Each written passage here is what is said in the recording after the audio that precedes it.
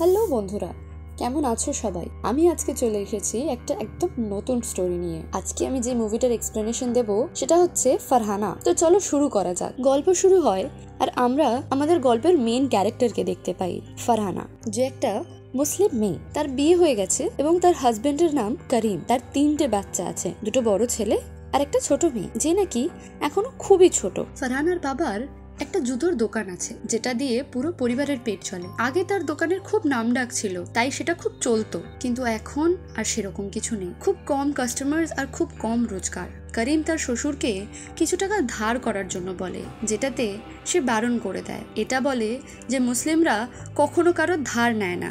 এদিকে ফারহানা তার বাচ্চাদের স্কুলের ফিজও দিতে পারছে না, তাই সে তার আব্বাকে কাজ করার কথা বলে, কিন্তু তার আব্বা সেটাতে বারণ করে দেয় আর এটা বলে যে মেয়েরা বাইরে কাজ করে না। সেই রাতে ফারহানা আর করিম তার এক বন্ধুর বিয়ে বাড়িতে যায়। যাদের বিয়ে হয় তারা খ্রিস্টান থাকে, আর তাই তাদের বিয়ে খুব বড় ভাবে হয়। করিম সেখানে সবাইকার জুতো আর চপ্পল দেখে, যে কত নতুন ডিজাইন বেরিয়েছে।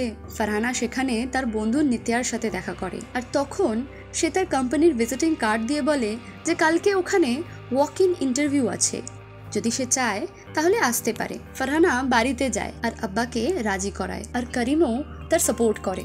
তারপর ফারহানা সেখানে ইন্টারভিউ দেয় আর তার সিলেকশন হয়ে যায়। এতে করিম খুবই খুশি হয়। এরপর ফারহানা পরের সিনে বাজারে যায় নতুন চাদর আর ব্যাগ কিনতে, যেটা তার বহু দিনের শখ ছিল, যে যখন সে কাজ করবে তখন সে ওটা কিনবে। অফিসে ফার্স্ট দিন যাওয়ার সময় করিম তার জন্য একজোড়া নতুন চপ্পল এনে দেয়, যাতে ফারহানা খুব খুশি হয়। আর তারপর সে অফিস চলে যায়। আসলে ফারহানা একটা কল সেন্টারে কাজ পায়, যেখানে তাকে লোককে কল করে ক্রেডিট কার্ড বা ডেবিট কার্ড কেনার জন্য বলতে হয়।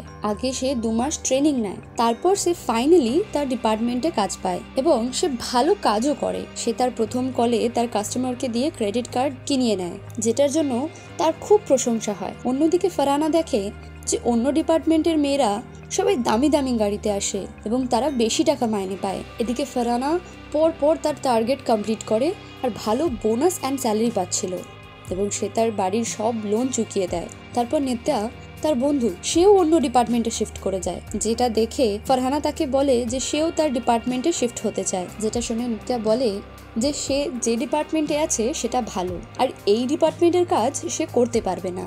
এদিকে হঠাৎ করে ফারহানার ছোট মেয়ে খুব শরীর খারাপ হয়ে পড়ে আর তাকে হসপিটালে অ্যাডমিট করতে হয়। পরে তারা এটা জানতে পারে যে তার লাংসে প্রবলেম আছে এবং ডক্টর তাড়াতাড়ি অপারেশন করতে বলছে। করিম আর ফারহানা কোথাও থেকে ধার নিয়ে ফাইনালি টাকা জমা করে আর অপারেশন সাকসেসফুল হয়। তারপর ফারহানা নিত্যাকে রিকোয়েস্ট করে যে সেও তার ডিপার্টমেন্টে কাজ করতে চায়। নিত্যা বারণ করতে থাকে, কিন্তু ফারহানার বারবার জেদ করা দেখে সে ফারহানাকে তার বসের কাছে নিয়ে যায়। বস সেখানে নিত্যাকে জিজ্ঞেস করে যে সে তাকে জানিয়েছে যে তারা এখানে কি ধরনের কাজ করে, যেটাতে নিত্যা হ্যাঁ করে দেয়। তারপর ফারহানাকে 7 দিনের ট্রায়ালে রাখা হয়। নিত্যা তাকে একটা ডেমো দেখার জন্য নিয়ে যায়, যেখানে একটা কাস্টমারকে কল করে সেক্স টক করা হচ্ছে, যেটা দেখে ফারহানা পুরোপুরি আশ্চর্য হয়ে যায়। বাড়ি আসার পর ফারহানা ইনডাইরেক্টলি করিমকে জিজ্ঞেস করে যে যদি কোনো কাস্টমার তার সাথে খারাপ ভাবে কথা বলে তাহলে তার কি তখন সে কাজটা করা দরকার।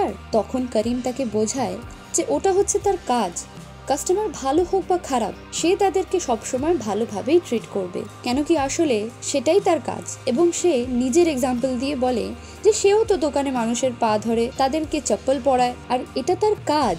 পরের দিন অফিসে গিয়ে নিত্যা তাকে বোঝায় যে তাকে শুধু কথা বলতে হবে যাতে কাস্টমার খুশি হয়। সে যদি কম কথা বলবে তাহলে ঠিক আছে। তারপর আমরা দেখি যে ফারহানা অন্য লোকেদের সাথে কথা বলতে থাকে এবং মোস্টলি সবাই তার সাথে খুব বাজে বিহেভ করে। সে সেই সবকিছু সহ্য করে নেয় আর তার কাজ করতে থাকে।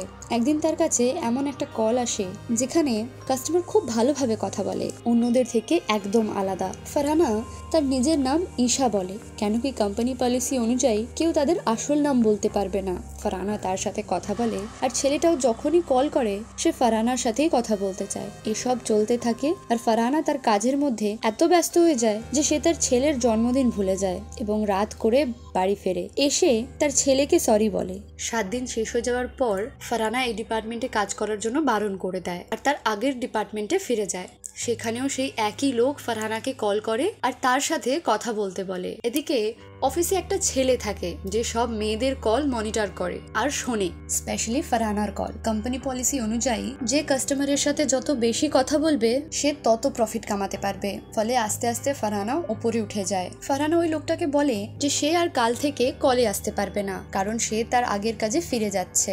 যেটা শুনে লোকটা ওকে যেতে বারণ করে আর বলে যে ওর ঈশার সাথে কথা বলে খুব ভালো লাগে, সে খুব শান্তি পায়। পরের দিন অফিসে যাওয়ার সময় ফারহানা এটা ভাবে যে সে কোন ডিপার্টমেন্টে যাবে আজকে, কিন্তু ফাইনালি সে এই ডিপার্টমেন্টে কাজ করার জন্য রাজি হয়ে যায় অ্যাজ আ কল গার্ল। সে ওই লোকটার সাথে প্রচুর কথা বলে আর একদিন কথায় কথায় তার মুখ থেকে আস্তাগফিরুল্লাহ বেরিয়ে যায়, যেটাতে ছেলেটা বুঝে যায় যে সে একজন মুসলিম। তখন রমজানের মাস চলছিল, তাই ছেলেটা জিজ্ঞেস করে যে রোজা রাখার পরেও তার গলা শুকাচ্ছে না, যেখানে সে এত কথা বলছে। সে ফারহানাকে একটা টেবিলে শুয়ে কথা বলতে বলে আর এটাও বলে যে আমি শুধু কথা বলছি, তুমি শোনো আর একটা মিউজিক প্লে করো। পরের দিন সেই ছেলেটা ফারহানাকে বলে যে সে তাকে কিছু গিফট দিতে চায়। ফারহানা বলে যে আমরা সবসময় আমাদের ইনকাম থেকে গরিবদের কিছু গিফট দিই, তুমিও চাইলে তাদেরকে কিছু দিতে পারো। তারপর ফারহানা একদিন যখন গরিবদেরকে খাবার দিতে যায় তখন সে দেখে যে ওখানে একটা গিফট বক্স পড়ে আছে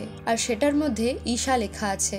গরিব ভিখারিটা তাকে বলে যে কেউ একটা এখানে এসে ছেড়ে গেছে আর বলেছে যে ঈশা বলে একটি মেয়ে এসে এটা নিয়ে যাবে। ফারহানা গিফটটা নিয়ে বাড়ি চলে যায় আর খোলার পর সে সেটার মধ্যে একটা মিউজিক শোনার যন্ত্র পায়। তারপর ছেলেটা 4 দিন কল করে না, যাতে ফারহানা খুব আপসেট হয়। সে অন্যদিকে সবাইকার কল কেটে দেয়, যেটাতে তার পারফরমেন্স ডাউন হয়ে যায়। তারপর ফারহানা সোফিয়ার সাথে দেখা করে আর সে তার প্রথম ফোন কেনে। অন্যদিকে ফারহানা একটা নিউজ পেপারে পড়ে যে একটা মিউজিশিয়ান ডিপ্রেশনের জন্য আত্মহত্যা করেছে আর ফারহানা ভাবে যে ওটা ওই ছেলেটা, কেন কি সে তাকে একটা মিউজিক শোনারই যন্ত্র দিয়েছিল। ফারহানা নিত্যাকে গিয়ে এটা বলে আর বলে যে এটার অ্যাড্রেসে গিয়ে খোঁজ করতে। তারা যেমনি বেরোতে যায় তখনই ওই ছেলেটা আবার কল করে। ফারহানা কল ধরে ছেলেটাকে খুব বকে এতদিন কল না করার জন্য, যেখানে ছেলেটা বলে যে এই 4 দিন ধরে তার ফোনটা খারাপ হয়ে গেছিল।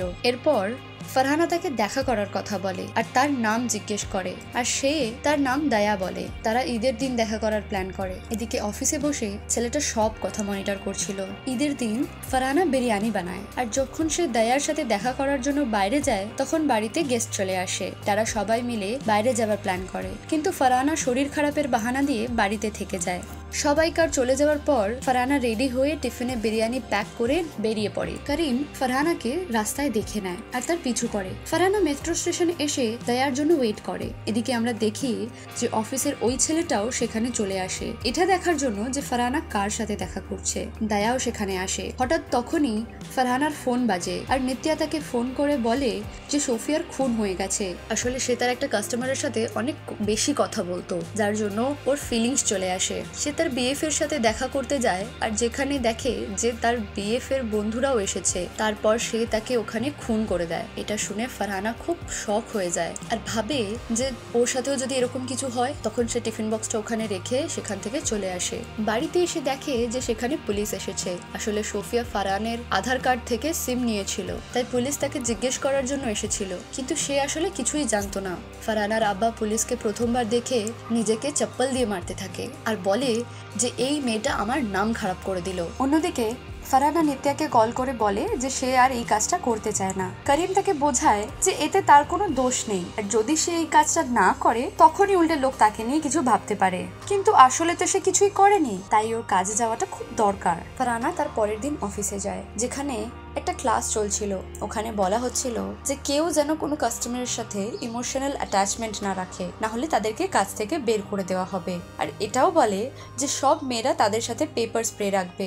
কাজে যাওয়ার পর দায়া ফারহানাকে কল করে আর এটা জিজ্ঞেস করে যে সেদিন কেন সে তার সাথে দেখা করতে আসেনি, কিন্তু ফারহানা দায়ার সাথে অ্যাজ আ স্ট্রেঞ্জার কথা বলতে থাকে, যেটা শুনে দায়া কলটা কাট করে দেয়। তারপর দায়া কিছুদিন আর কল করে না আর অন্যদিকে ফারহানা বাকি সব কলও কাট করতে থাকে, যেটা দেখে ফারহানার বস তাকে ডেকে খুব বকা দেয় আর বলে যে তাড়াতাড়ি টার্গেট রিচ করতে হবে। নিত্যা ফারহানাকে দায়ার সাথে না দেখা করার কারণ জিজ্ঞেস করে আর এটাও বলে যে তার ওর সাথে দেখা করা দরকার, কেন কি তবেই সে তার ফিলিংস বুঝতে পারবে। তারপর একদিন ফোন করে দায়া ফারহানাকে তার সব ডিটেলস বলে দেয়। আসলে দায়া ফারহানার সব জিনিস জেনে যায় আর ফারহানাকে ধমকি দেয় যে এবার সে তাকে বরবাদ করে দেবে। এটা শুনে ফারহানা খুব ভয় পেয়ে যায়। বাড়ি গিয়ে ফারহানা দেখতে পায় যে দায়া তার অ্যাড্রেসে ঈশা নামে একটা গিফট পাঠিয়েছে, যেটা দেখে করিম বলে যে হয়তো এটা ভুল অ্যাড্রেসে চলে এসেছে। পরের দিন অফিসে দায়া কল করে আর তখন ফারহানা তাকে পুলিশ কমপ্লেন করার ধমকি দেয়,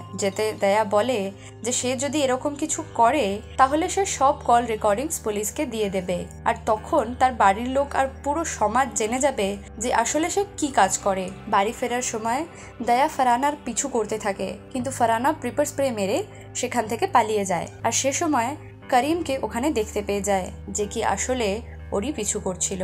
বাড়িতে এসে ফারহানা করিমের উপর খুব রাগ করে আর এটা বলে যে তার যখন বিশ্বাস নেই তাহলে সে কেন তার কাজ করার সময় হ্যাঁ বলেছিল। তখন করিম ফারহানাকে ওই টিফিন বক্সটা দেখায় যেটা সে মেট্রো স্টেশনে রেখে দিয়ে এসেছিল, আর বলে যে সে তাকে সন্দেহ করছে না, উল্টে তার সাহায্য করতে চাইছে।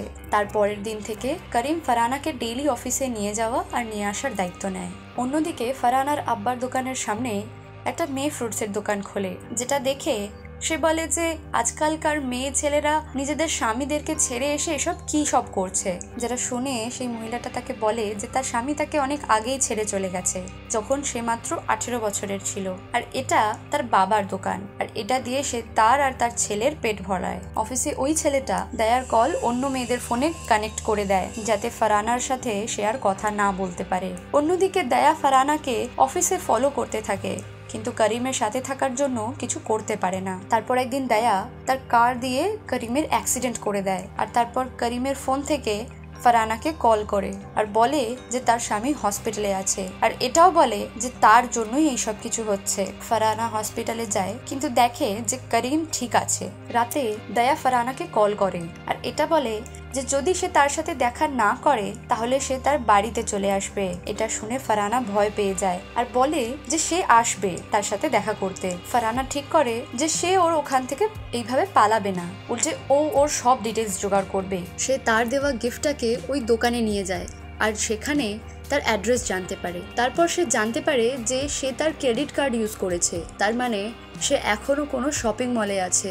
সে ওই শপিং মলে চলে যায় আর নিত্যাকে বলে যে সে যেন দায়ার সাথে কলে থাকে, যাতে সে বুঝতে পারে যে সে আসলে মলে কোন দোকানে আছে। ফারহানা দয়াকে পেছন থেকে দেখে চিনতে পেরে যায়, আর যখনই সে তার ফোন নেবার চেষ্টা করে দয়া তার হাত ধরে টেনে দেয় আর তার চোখ দেখে বুঝতে পারে যে সে আসলে কে। কিন্তু দয়ার চোখে পেপার স্প্রে মেরে ফারহানা ফোনটা নিয়ে পালিয়ে আসে আর সেটাকে খোলার চেষ্টা করে। অন্যদিকে দায়া নিজের ল্যাপটপ থেকে তার ফোনটা অ্যাক্সেস করে আর সেটার থেকে সব ফাইলস নিয়ে নেয়, আর তারপর ফোনে থাকা সব ফাইলস অ্যান্ড ফোল্ডার্স ডিলিট করে দেয়। দায়া ফারহানাকে আবার কল করে এবং টর্চার করে। সে কখনো তাকে ফোন করতো আর কখনো করিমের ফোনে ফোন করতো। তারপর ফারহানা ডিসাইড করে যে সে দায়ার সাথে দেখা করে এই ম্যাটারটা শেষ করে দেবে। অন্যদিকে করিমকে ঝোল দেওয়ার সময় ফারহানার হাত কাঁপতে থাকে। ফ্ল্যাশব্যাকে আমরা দেখতে পাই যে দায়া ঈদের দিন যখন মেট্রো স্টেশনে ওয়েট করছিল তখন সে অন্য একটা মেয়েকে ফারহানা ভেবে ডাকে, আর তখন সেই মেয়েটা সবার সামনে তাকে চড় মেরে দেয়, যেটার জন্য দায়ার খুব সম্মানহানি হয়। দায়া ফারহানাকে কল করে তার বাড়িতে ডাকে, আর অন্যদিকে করিমকে কল করে বলে যে তোমার বিবি আমার বাড়িতে এসেছে, তাকে নিয়ে যাও। দায়া ফারহানাকে তার সব মনের কথা বলে, যে সে তাকে কত ভালোবাসতো, কত সম্মান করতো, আর যদি সেদিন সে আসতো তাহলে এসব কিছুই হতো না, আজ তাদের মধ্যে এত দূরত্ব থাকতো না। তখনই সেখানে করিমে এসে সবকিছু দেখে নেয়। সিন আবার ফ্ল্যাশব্যাকে যায়, যেখানে ফারহানা করিমকে চা দেয় কিন্তু তার হাত আবার কাঁপতে থাকে। তারপর সে খুব কান্নাকাটি করে। করিম তাকে জিজ্ঞেস করে, আর তখন ফারহানা সবকিছু যা যা হয়েছে তার সাথে আর দায়ার সাথে সব বলে দেয়। করিম ফারহানাকে বলে যে তার একটা চেনাশোনা পুলিশ অফিসার আছে যে তার হেল্প করতে পারে। তারপর তারা সেই পুলিশওয়ালার কাছে যায় আর অফিসের সেই ছেলেটা তাকে সমস্ত কিছু ডিটেলস দিয়ে দেয়। এগুলো প্রুফ হিসেবে কাজে লাগে। তারপর তারা দায়ার বাড়ি যায়। ইন প্রেজেন্ট পুলিশ দায়াকে অ্যারেস্ট করে নিয়ে যায়, আর ফারহানা নেক্সট দিন থেকে তার অফিসে ফিরে যায় এবং সে আবার সেই ডিপার্টমেন্টে কাজ করা শুরু করে যেখানে সে আগে করত। তো বন্ধুরা, এই ছিল ফারহানার গল্প। কেমন লাগলো অবশ্যই জানাবেন কমেন্ট সেকশনে, এবং ভালো লাগলে চ্যানেলটিকে সাবস্ক্রাইব করে দেবেন। ধন্যবাদ।